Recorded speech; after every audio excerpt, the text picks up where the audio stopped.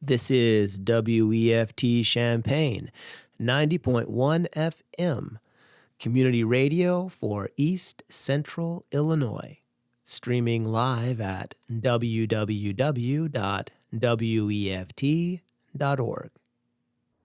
Welcome, everyone, and thank you for tuning in to Weekend Heartbeat, a series of shows that represent a collective effort to bring the thoughts and actions of people working in the nonprofit arena to the forefront, where it needs to be. Join us each Saturday at this time to enjoy a different episode in this series. On the first Saturday of each month, you can hear Peace Talks Radio with Joy George. On the second Saturday, A New Lamp with Marilyn Rickey and Sean David. On the third Saturday, WFT Vision 2020 with Sandra Otten. And on the fourth Saturday, you can hear Radio Eco Shock with Doug Olive.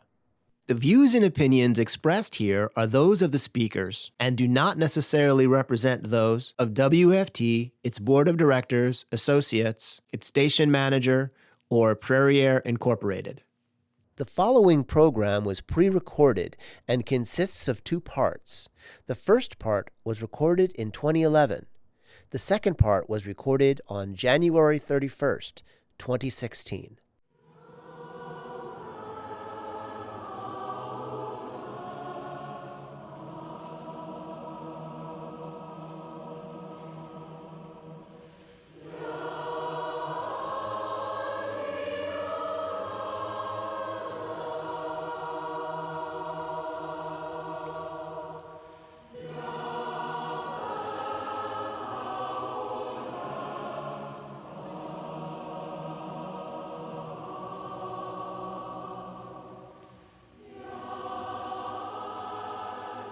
Welcome to Weekend Heartbeat.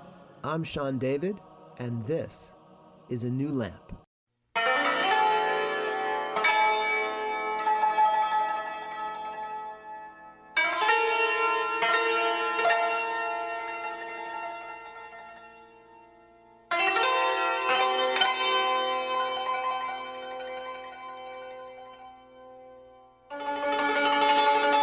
New lamp for old. New lamp for old. Remember how Aladdin headed out to get oil for his mother's old dented, tarnished lamp? And in the market he met a magician calling out these words. This strange man was offering to give him a brand new shiny lamp for his old one. That's what I want to offer you, if you'll have it. A new lamp of spiritual guidance. But maybe you already have such a lamp, which still burns brightly. Great. You are still welcome to join us simply to learn who we are.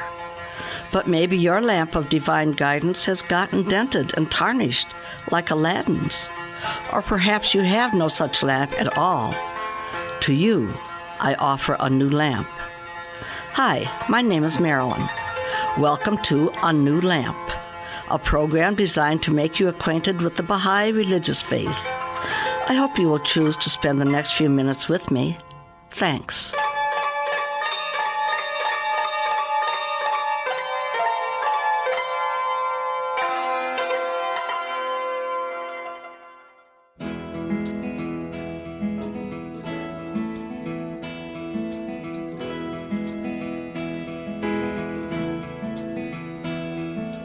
Life, so they say, is but a game and they let it slip away.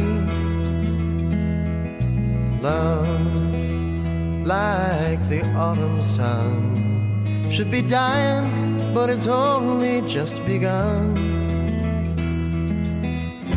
Like the twilight in the road up ahead, they don't see just where we're going. All the secrets in the universe whisper in our ears. All the years will come and go, take us up, always up. We may never pass this way again. We may never pass this way again. We may never pass this way again.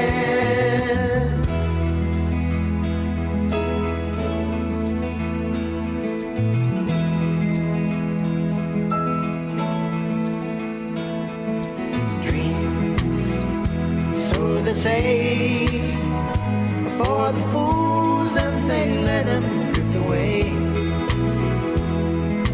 Peace, like the silent dove, should be flying, but it's only just begun. Like Columbus in the olden days, we must gather all our courage, sail our ships out on the open sea, cast away our fears. All the years come and go, take us up, always up. We may never pass this way again. We may never pass this way again. We may never pass this way again. So I won't laugh while the laughing is easy. I wanna cry if it makes it worthwhile. I may never pass this way again. That's why I want it with you. 'Cause you make me feel like I'm more than a friend. Like I'm the journey and you're the journey's end. I may never pass this way again. That's why I want it with you.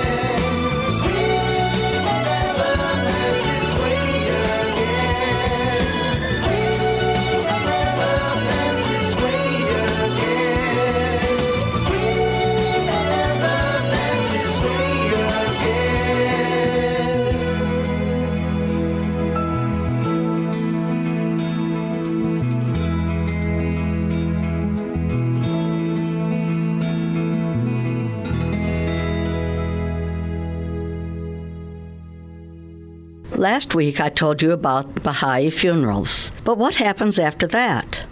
Are we simply dead and that's that? Or is there a hereafter? Yes, we believe in a hereafter, which we refer to as the Apa Kingdom, or All-Glorious Kingdom.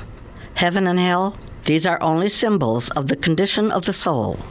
Actually, we can experience both in our earthly existence. The nearer we are to God, as we diligently search for His truth, the more like paradise even this dismal world can seem. The person who separates himself from God is likely to be the one to say, "My life is hell."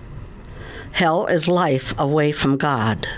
So as we leave this earth, we will either rejoice for the joys that are beyond description, or will wail and bemoan lost opportunities as we find ourselves at a far distance from our Creator. Our souls come from God and return unto Him. Our soul's journey begins at the physical conception of our bodies. As the time in the womb is a time of being equipped for the outer world, so is this short span of our physical lives a time for spiritual preparation for the eternal life in the spiritual world, which in our current state is beyond our comprehension, just as it was in the womb. The trials of life are what bring spiritual growth. That is why bad things happen to good people. The lessons best learned are those that require struggle. Life ain't no bowl of cherries for any of us, sweetheart. We are told that even without our physical bodies, we will recognize each other and will be in company with the great heroes and heroines of God. I imagine we have all thought at some time that if so-and-so is going to heaven, I don't want to be there. How well do we really even know that person who is closest to us? Why does he or she behave in such a fashion? Well, on this earth, we can't really know. I would think love and forgiveness will come easier when we see each other as God sees us. I have been fascinated by the way people of some religions light candles and say prayers for the dead. I always felt like once we left this world, we had either succeeded or not, and after that, too bad. Not so, says Baha'u'llah. Not only can we pray for our deceased loved ones, but they can pray for us. What a comfort. Why should we do that? Because the soul's journey continues through eternity so that we draw closer to God. Can we reach God? No, the great being is unapproachable even to his chosen manifestations. There is a point at which God says, "This far and no further." After my little 5-year-old daughter died many years ago, I dreamed she was playing in a garden. She had no desire to return to earth. What a beautiful symbolic gift this was to me, though our main goal should always be nearness to God. Yet what a wonder to think I will know my little one again. The short obligatory prayer says this: I bear witness, thou hast created me to know thee and to worship thee. For this were we born.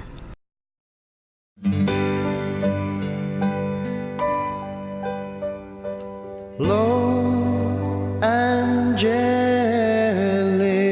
hosts, triumphant now surround on every side, and in heavenly strains are spreading peace and love that will abide.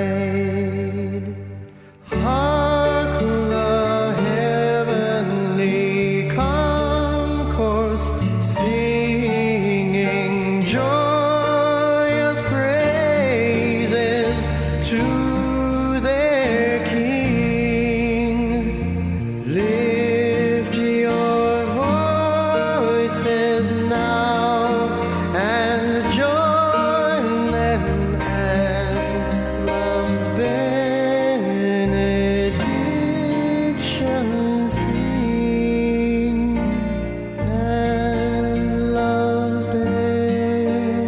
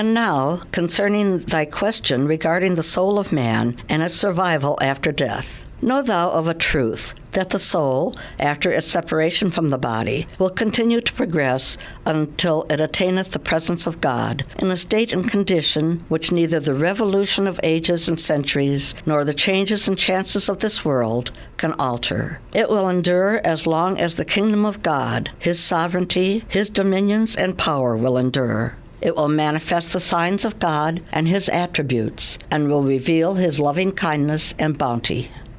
Baha'u'llah.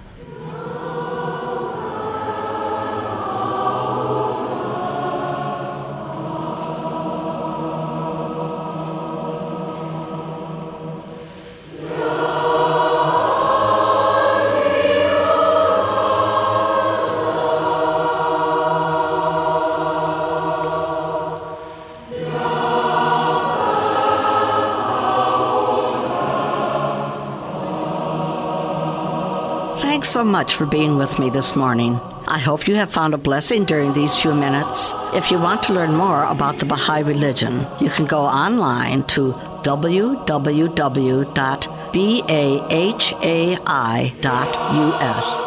To contact me, my email address is anewlamp@yahoo.com.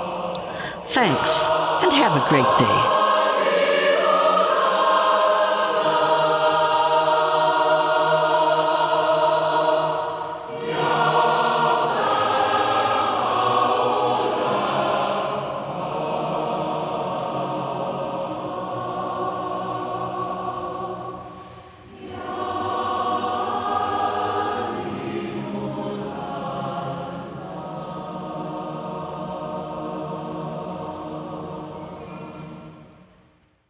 Welcome to the February edition of A New Lamp. And our guests for today are Renee and Halim Beer. They are both members of the local spiritual assembly of Urbana. Thanks. Hi, Liam. Renee. Hello, Sean. Hi, Sean. All right. Well, we're looking forward to this very much. What we usually do, first of all, is we'd like our listeners to know a little bit about who you are. Would you like to start, Renee? Sure. I'm originally from Ohio. I moved out to California for a few years after I finished school for work, and that's where I met Halim. So I went out there to actually do a reporting job. Okay. I was a TV reporter first, and then a newspaper reporter. Wow. Yeah. So, and then quite a big change because now I'm an IT project manager. So I've already done a couple different things. But anyhow, that's Halim's hometown in California. Yep. Oh, And okay. so he was there finishing up school, and that's how we met. And we lived out there. I lived out there for 3 years before we came here when he started school. What town was it, did you say? That you were in Northern California? Way Northern California, as some people think San Francisco is Northern California. But for myself and those from my hometown, we think that's kind of funny because San Francisco is more Central California. Northern California, Eureka is on the coast in Humboldt County in the middle of the redwood forests. Really? So, yeah, it's a beautiful area. Ooh. Very far north. Yeah, like an hour south of Oregon. Yeah. So we've been here about 7 years, and we came here for Halim to start his graduate studies. Mm-hmm. And we've been here ever since. That's right. We came here for, I started my master's program in music composition. So maybe I should start at the beginning. So as Renee said, we met in California, in Northern California in the Redwood Forest. So I was born and raised there. And I was born a Baha'i, so I've been a Baha'i my whole life. I went to various schools. My sister moved to Spain, so there were a few summers where I lived in Spain over the summer. I taught English in Prague for a small spell. But I had gone back to California to finish my undergraduate studies in violin performance and music composition, and that's when I met Renee. And when I finished my undergrad, that's when I applied, and then I came here and I did my master's and my doctorate here. And you plan to stay? Yeah, I think we do like it here. Great. Yeah. Now, you were saying about you've done a lot of media work. Was that what you went to school for? Was that your schooling? Yeah, I studied communication with an emphasis on broadcasting and also Spanish. So that was what I thought I wanted to do. And to be honest, I really enjoyed it. TV was really fun to make. It just wasn't something I wanted to do long term because the Yes. lifestyle is quite difficult Yes. for people who want to have a family. I enjoyed my stint in broadcasting. Yes. And I'll when bet it was fun. It was very fun. It was great I really loved really connecting with the community, knowing all the local business owners, politicians. I mean, everybody in the community who was really active, you really got to Yeah. know. So Anybody who was anybody, you knew them. yeah, exactly. I joke with Halim about how I knew his hometown actually better than he did because I just knew so many people and I really got to know it well in that short time I lived there. Yeah, it was absolutely true. She knew my hometown better than I did. I stayed home and tried and practiced my violin. Okay. Okay, now you've mentioned your children. Let's hear a little bit more about your children. Yeah, so we have 2 kids. Our daughter, Roya, she turned 4 in December. And our son is about 21 months. He'll be 2 in May. 2 in May, So okay. they're at really fun ages. They're lots of work and lots of fun at the same time. Yes. Well, I was a stay-at-home mom, which was typical in my generation, as was my mother. And though eventually I went out into the career world, but there's a lot to be said for being at home with the children. And I'm sure you have to make accommodations to be able to have the time and energy, Renee, to be able to spend with your children. Yeah. You're yeah. working full time. Yeah, I think we've come to that conclusion. I don't think before we had kids or when we were brand new parents, we really realized how much we value that time with our kids, and how we really like that we've always had them only in part-time care or now Right. Halim being home with them all the time. We just really find that that's important. I don't know that we thought that before we actually had them. Somebody else isn't raising them. Right. Yeah. So that works for us. And I know for everybody, there's different situations and different things work for different families. But I think that's the conclusion we've come to is we're Sure. really fortunate and really happy to have Halim at home. It's really interesting because before we spoke about it and consulted about this, it was intellectual, it was theoretical. Oh, well, maybe they can be in daycare, but it helps with her finances, or part-time daycare. Well, once they are actually in part-time daycare, they were in 3 days a week. It blew our minds. On a day when they went to daycare, I felt like half of their lives were suddenly hidden away from us. And that's really difficult. What's happening during that time? You ask the teachers, how did they do? And they say, oh, she had a good day. Great, thanks. Like, I have no idea what her life is like. means. Right. Yeah. And during those very early years, it's the most important. And It really this is. This is what they learn now is what's going to stay with them all their life. Yeah, and the whole experience of being a parent is very humbling, and it's an incredible learning experience like none other. And I say incredible to also mean frustrating and joyful and exciting, and all of these things. But they're definitely very difficult aspects. But I think lots of people understand how sometimes those difficult things in life can be the most rewarding. Right. They could be the things that induce the most growth. And I think parenthood very clearly falls in that category. We kind of joke about well, as parents, there's a lot of suffering that comes with it. So what an opportunity for growth, right? What Right. an opportunity that other people maybe who don't have children that maybe they don't have is that that opportunity. So it's good sometimes to remember that. Right. when you're, Absolutely. It's a teaching experience that you cannot teach somebody who hasn't been there. Exactly. Yeah.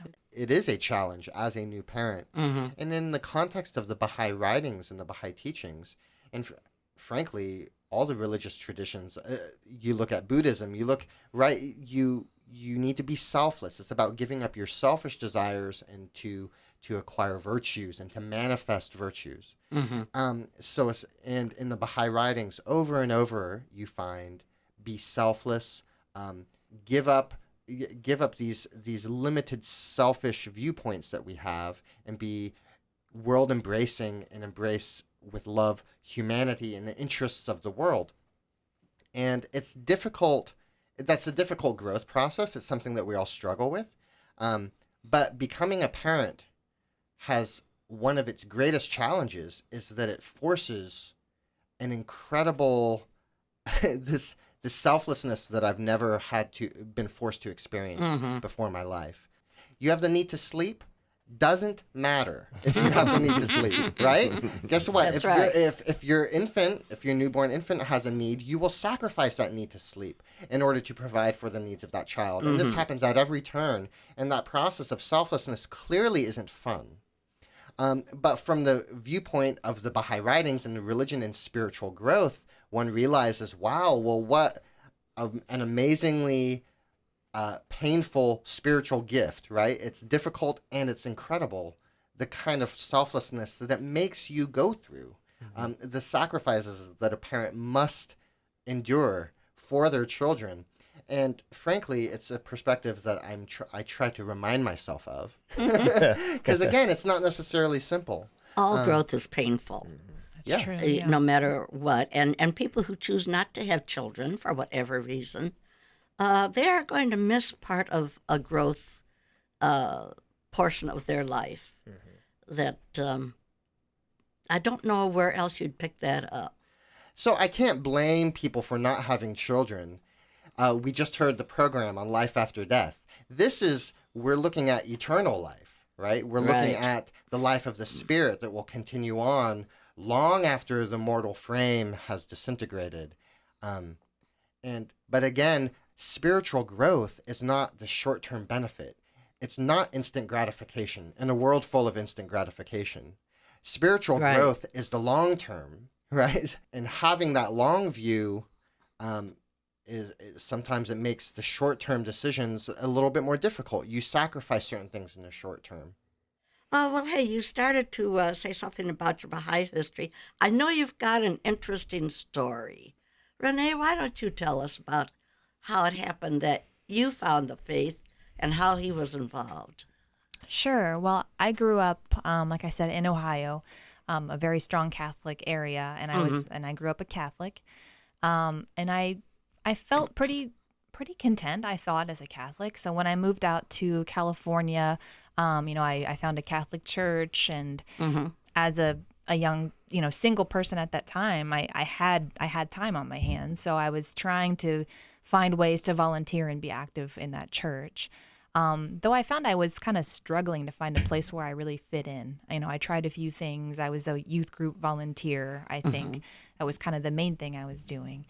And I was doing that, and I just, I always sort of, I didn't know it at the time. I couldn't have identified it at the time. But in retrospect, I was always sort of searching for something, searching for a place to fit in, or I just, I kind of just felt like I never quite found that. And I wouldn't have said I was dissatisfied as a Catholic, I don't think. I had a pretty good experience, but in retrospect, it's like, no, but I knew there was more. And I just couldn't, I just didn't know what. Yes. And so anyhow, that's kind of the backstory. And what happened then was I met Halim, and, we became friends and started hanging out. And he, of course, being raised Baha'i, told me about the faith very, very generally. Well, I might interject for a second here. Sure. So I was raised Baha'i. However, when I was in, I think, 7th, 8th grade, my parents separated and they divorced. And of course, at that point, I'm the youngest of 3, and I was getting to that age where I was becoming more independent around 8th grade. So it was a natural transition where all of a sudden everyone was doing their own thing, and religion stopped being the center of our family life. So basically, I became inactive in the faith, and I was nervous about that. However, I had some Baha'i books on my bookshelf, and you saw them. Well, I remember asking you about your religious background. And okay. And so you gave me kind of an intro, and I was like, "You're what?" As lots of people, they've never ever heard of the word Baha'i, and it's just like, "What is that?" And you're describing it to me a little bit, and I'm like, and I think you said it's like being Christian. And I'm like, that doesn't sound like Christianity. And you're like, well, it's not. I remember we had a very funny conversation where I was just trying to piece it together, and you were trying to explain it, but you were trying to be very gentle and kind of not. I was. You were being very remember- cautious, yeah. I remember being very cautious. And so it piqued my interest. We really didn't talk about it very much that initial time, but as Halim said, he had a lot of Baha'i books and things Yes. at his house. And so basically, I would look at them, and I decided to read Release the Sun. I don't remember. I think you maybe recommended it to me, which is a short history of the early years of the faith. And when I read that book, I just knew it was true. You know, it just really spoke to me, and I kind of thought, wow, like I want to know more about this. And so what I ended up doing was, Halim is, you know, a Baha'i, but not super active at that point. Right. And so I decided to call up the local community and go to a fireside. Like I wanted to know. And let me explain that we're in my hometown. Right. Right, I'd moved away and gone back to my hometown. So they were all the local Baha'is I hadn't spoken to in years, but I knew my entire childhood. I grew up with them, and I hadn't spoken to them for a while. So when Renee contacted local Baha'is, I was like, Well, they all knew Halim, yeah. they all knew me, but I hadn't seen them in many years, Yes. right? Because I wasn't active in the community. So basically I called and left a message, and they called me back and invited me to a fireside, and then I invited Halim to the fireside. So I think, Invited you back to your old place. yeah, and I think the rest is history, really. It was just kind of funny. We joke about how you taught me the faith, but then Well, I don't feel like I can say I taught Renee the faith because she brought me back to the faith. So You introduced it to her. I told her about it, and then she taught me the faith back. And That is really neat. Yeah. That is so neat. very thankful for that. Yes. Yeah. And I think a lot of us find the faith in just the way you were saying that. I mean, I had been a Protestant Christian for all my life, but also knew there was something I kept thinking, is there an underground church someplace that I'm not finding, you know? yeah. But you know, as soon as you pick up whatever it is you've picked up, that, my gosh, there it is. Just what I've been looking for. yeah. It's a wonderful thing. And I think like most or many Baha'is who were Christians before, of whatever denomination, it's so exciting. It's so exciting to It find is. the faith, and all of these pieces just fall into place as far as Yes. progressive revelation, you know, and recognizing all the manifestations of God from the other religions, and Baha'u'llah's word being the revelation for today, you know, Yes. and unity, the message for today. It just made perfect sense, and I felt so much closer to Christ than I think I ever did as a Christian. You know, I've heard other people say that, and I felt that too. He suddenly had more meaning. Yes. It's one thing to believe, it's another thing to feel, to experience. Yeah. And Absolutely. and yes, finding Baha'u'llah, just all of a sudden you've found Christ also. It's a strange thing. And a joy, Oh, absolutely. a real joy. Now, let's see. We've heard about some of the things you have done. And Halim, your place of expertise is music. Yeah. So I've played violin for much of my life, but when I went studied music in college, and even before I entered college, but when I started studying, it was clear I wanted to study composition. I still played violin. I picked it up once in a while, but really I studied composition, and that's what I enjoy. I compose. I love music theory. This shocks some people sometimes to know that I actually like the music theory. Theory does actually, I do actually love it. Genuinely, He is into music. Yes. Without irony, I like music theory. And it's interesting because, you know, new music, or it's a very general term, but the kind of composition you study in the academia, in college, when you're studying composition, they're very eager to expand the ears of their composers. So you end up getting lots of music that can sound very strange and very alienating to some people. I've heard it described as plinky plonky by some, which is a rather hilarious description. Very abstract. Sometimes I've heard it described as unlistenable, right? As music that's not meant to be listened to, but to be studied. But there is a lot of new music that is very engaging and really is very gripping, Yes. but is still trying to break some sort of barriers and to not simply dwell in this traditional world of what is popular music, right? Or even the Mozart or Beethoven sound. And as a Baha'i, where it says that music can be a stepladder for the soul. Yes. The music can help lift us up. I don't think it's at odds with the academia, but it can be difficult, right? Where, as a composer, I've always wanted to find music that can be uplifting and can really be a support for the spirit.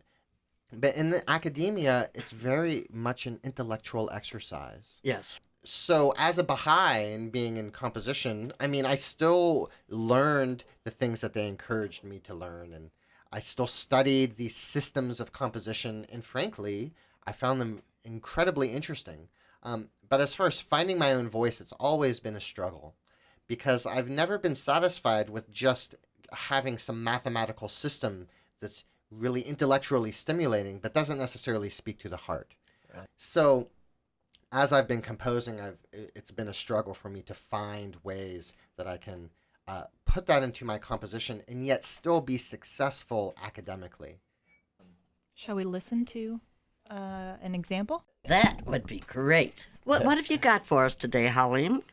Yes. I think we can listen to a section of a piece that I wrote called The Fowler. And this was one of the first major compositions where I really made an attempt to embed my Baha'i faith somehow into the music. Now, how one does that, there's a lot of liberty. Well, in this case, it was a piece I wrote for that was in memory of a friend of mine who committed suicide. I knew him in high school. It was shortly after we had graduated high school that he committed suicide. Oh.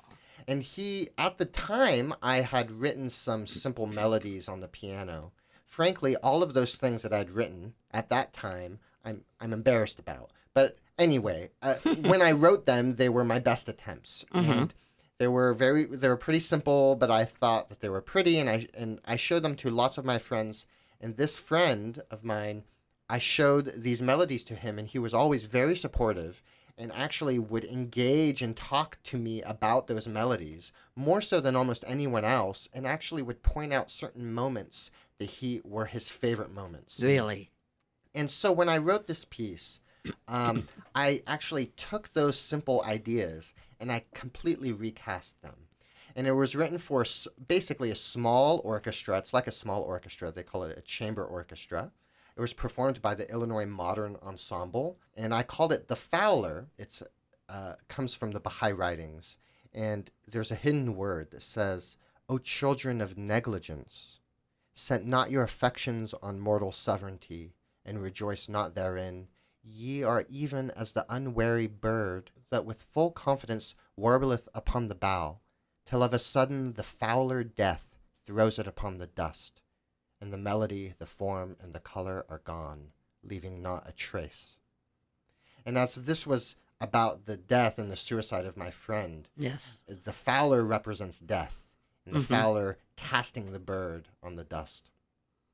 And so in the piece, it happens in other pieces, there's this long tradition of using names and letters and translating them into musical pitches. It's something I do almost in every piece I compose. And this is one of the first times I did it.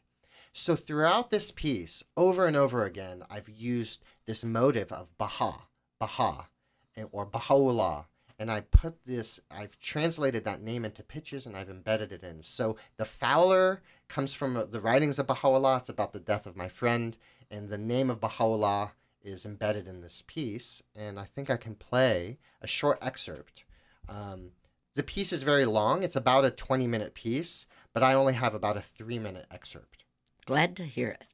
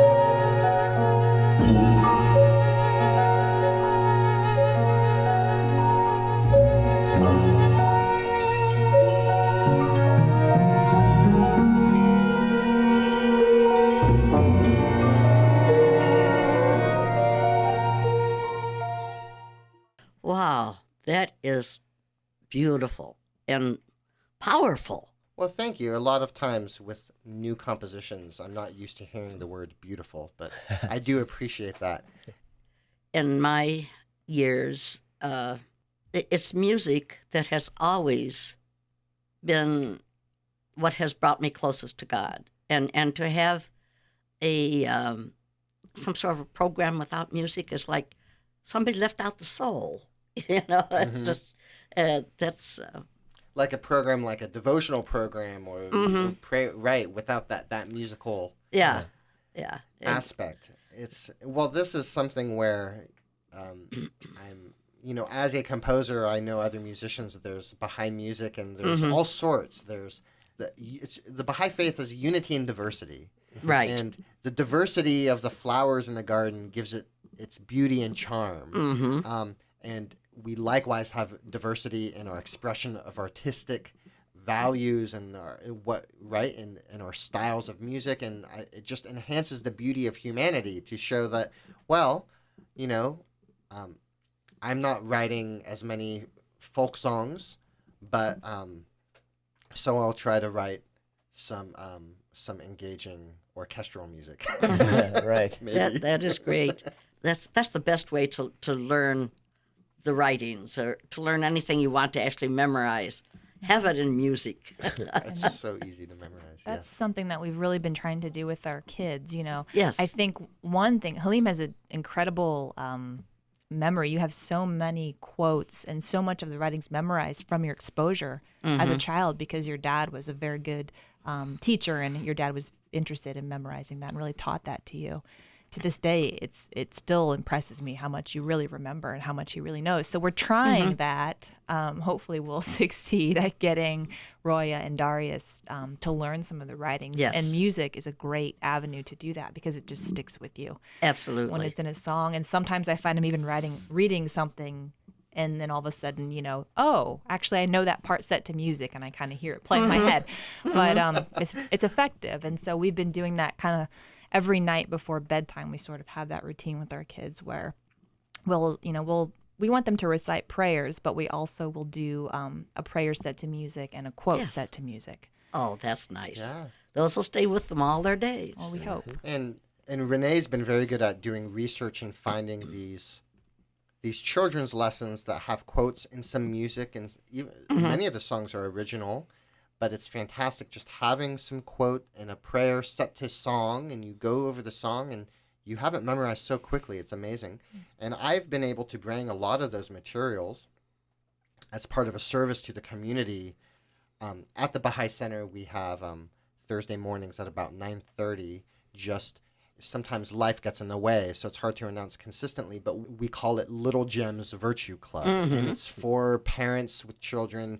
Typically, the ages are between 0 and 4. Okay. So very, very young children. And it's just, I take some of these songs that Renee's found, but I'll find other songs, and I just find children's books, and I try to choose a virtue. And the idea is you have songs and some stories, but you just choose a virtue: kindness, generosity. Yes. And it's at the Baha'i Center, but I'm actually careful to try not to put too many things about even God in it. Of course, I'm fine with it. But there are other parents who who maybe they aren't part of a religion. Maybe they're a little more suspicious. But all of them appreciate when we have a children's class and we sing songs about helpfulness. Yes. And we read stories about being helpful. And then we have a little craft about being helpful. And that's a small way that just trying to serve the community, and you get to make friends as well. Yeah, of course. I was going to say I don't attend, but it sounds very laid back and kind of a relaxed environment that everyone is welcome. Yeah, everyone is welcome. In fact, if any of our listeners are interested, I would say email. What is it? A New Lamp? Is that the email address? Yeah, a new lamp at yahoo.com. So, what other music have you got that you can let us hear today? I think a good example will be a piece I wrote for my daughter. So my daughter's named Roya, so that I called the piece Roya, and it was inspired by just the experience of becoming a father. It was performed by an ensemble called Oni Suono. It's French, so I'm probably butchering the pronunciation.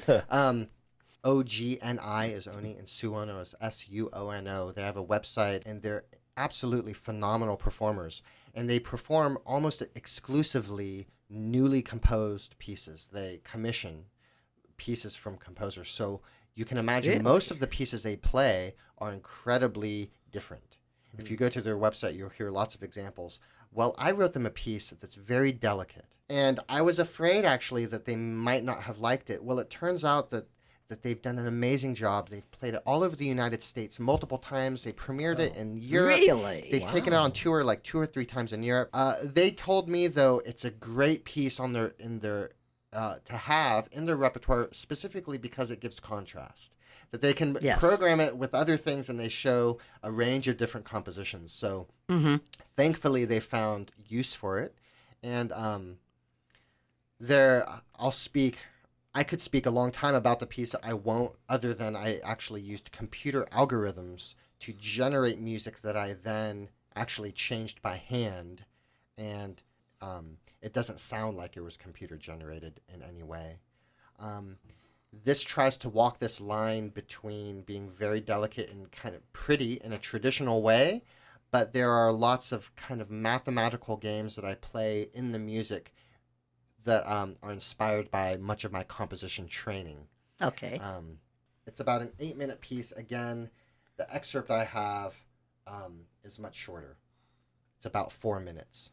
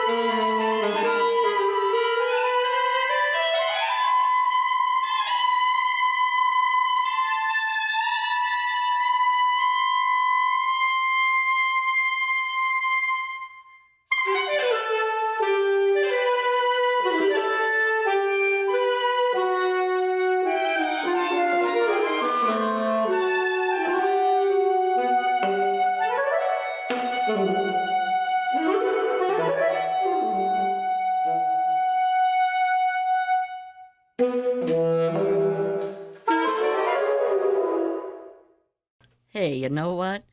That was like Roya. It was delicate, and she's outgoing and fun. She's a beautiful little girl, and that was delightful. Thank you. I appreciate that. It was inspired by her, so that's part of. Well, there are aspects of her personality that I wasn't aware of when I wrote the piece. But part of it was there was a little bit of rambunctiousness. Yes, I was going to say. Oh, yes. I'm hearing is a rambunctious.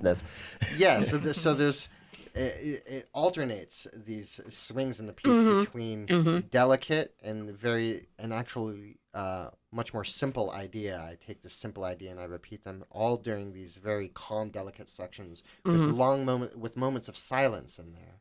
So it's written into the music to pause and to let the sound die away so that there's silence. And then it always swells up again with these activities that end up becoming a little more rambunctious. Right. So. Okay. Well, let's see. What we usually do is end our time with some readings from the faith. But before we do that, I'd like to take a look at some of the upcoming events that will be taking place at the Baha'i Center in Urbana. Okay. So every Sunday morning at 10:30, there are Baha'i devotions. By the way, the Baha'i Center is at 807 East Green Street in Urbana. On the fourth Sunday of every month, there is Game Day, which starts at noon with the potluck, after which are games and puzzles and just general fellowship for people of all ages.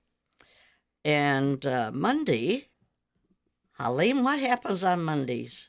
Well, at 7:30, there's at the Baha'i Center, we have a vocal workshop, and all that is we get together and sing songs.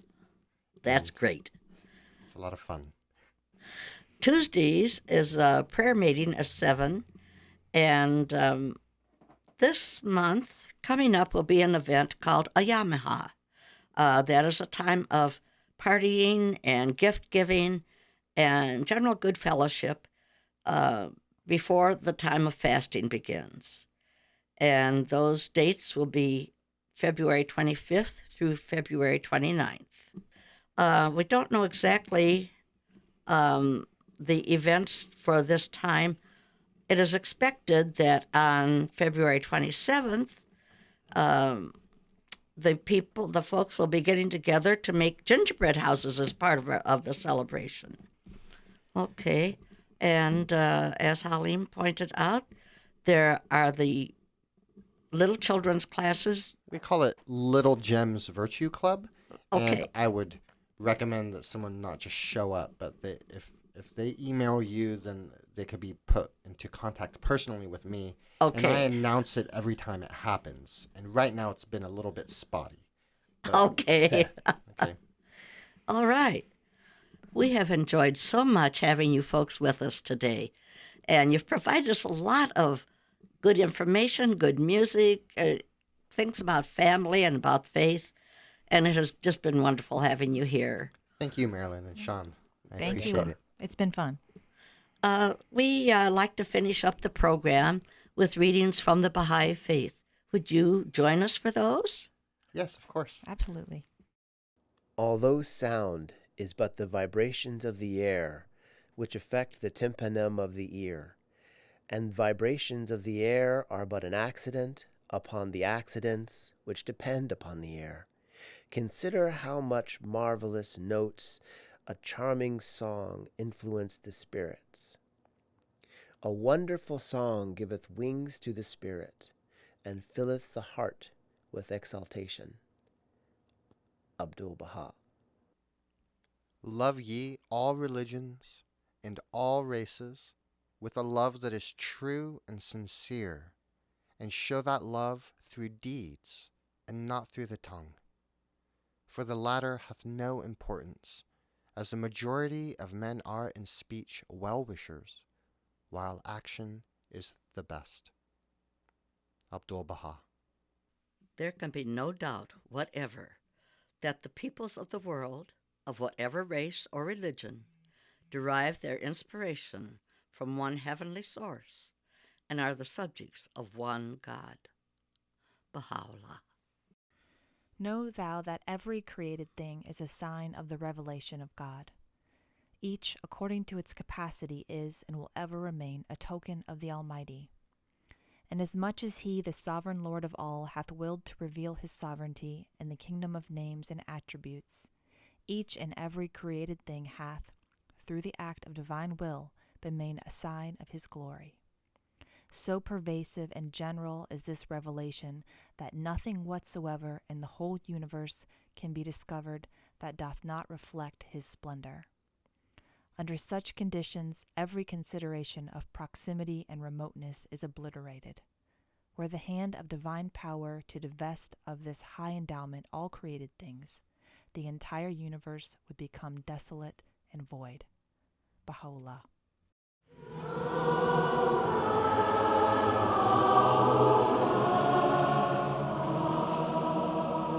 The music used in the A New Lamp portion of today's program were We May Never Pass This Way Again with Dash Crofts and Paul Seaforth, and Benediction by Paul Seaforth. If you would like to learn more about the Baha'i community in the Champaign-Urbana area, or any of the activities we have mentioned today, you can visit our website at www.cu-bahai.org.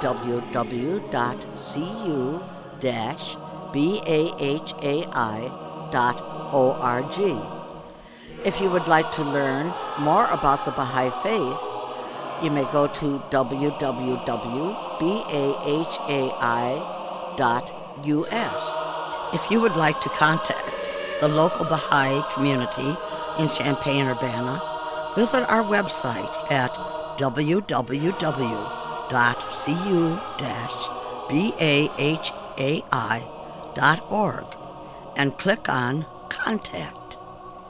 Thank you again for joining us today. I hope you'll join us again next month. Goodbye.